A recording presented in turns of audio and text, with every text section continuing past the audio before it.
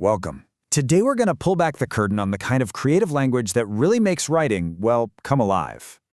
We've all heard lines like this in songs or poems. They sound really beautiful, but what are they actually saying? I mean, obviously not, right? So writers must be using some kind of special trick, a different type of language, to get their point across in a way that's way more powerful and vivid. Okay, so let's get right into it by looking at the two basic ways we can use words. So on one side, you have literal language. It's totally direct. You say exactly what you mean. Grant always turns in his homework. Boom, done. But then you've got figurative language, and this is where things get fun. Instead of being direct, it uses things like exaggeration and comparison to make writing way more exciting. You're not actually going to eat a horse, but saying it like that, everyone immediately gets just how hungry you are. And believe it or not, there's a brilliantly simple way to remember 7 of the most common types of figurative language. And yeah, you guessed it, the secret is shampoo. So let's open up this writer's toolkit and take a look at our first tool. First up, the S in shampoo stands for simile. And here's the key, the absolute dead giveaway. You're always going to see the words like or as. That's your signal flag. So you're not just saying her eyes are pretty, you're saying they're like stars. Suddenly we have this image of them twinkling and bright. The coach isn't just mad, he's as upset as a lion. You can almost hear the roar. See? You're borrowing the feeling from one thing and giving it to another to create this super vivid image.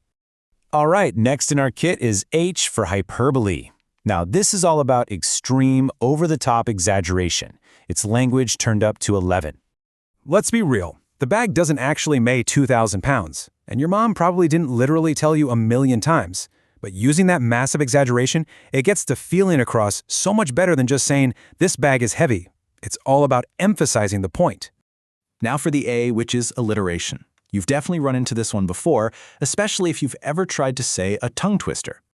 You hear that? That repetition of the P sound or the B sound or the S sound. The whole point is to create this kind of rhythm, this musical quality that just makes a phrase stick in your head. It's fun to say, and it's super memorable. Okay, on to M for metaphor.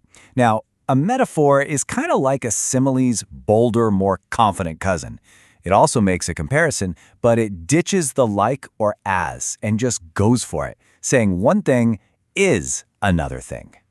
See how much more direct that is? He isn't like a lion, he is a lion. Her eyes weren't like emeralds, they were emeralds.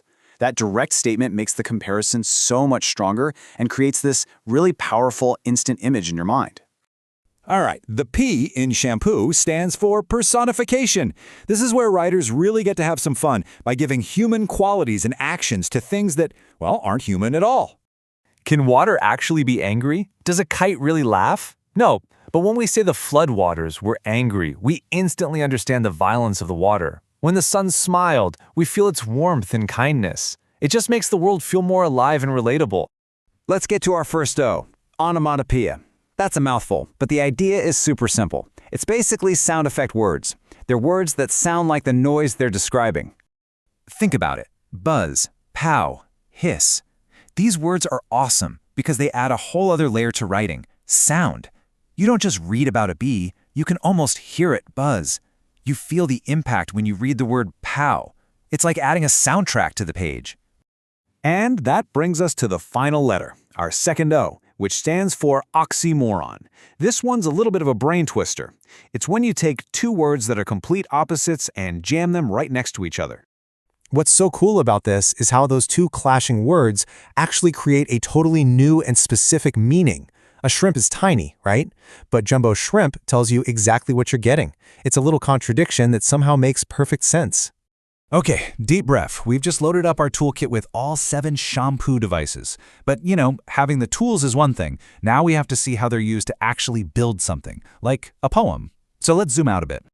So beyond those cool word tricks, poets are also thinking about the bigger picture. They've got the theme, that's the big idea, the main message. They use imagery, words that make you see, hear, or even taste something. And they organize everything into stanzas, which are basically paragraphs for poems. And those are made up of individual lines. Now, one of the most important structural tools for giving a poem that musical feel is what's called a rhyme scheme. You can think of it as the poem's hidden beat or its rhythm. Finding it sounds really technical, but I promise it's not. It's basically just a pattern-finding game.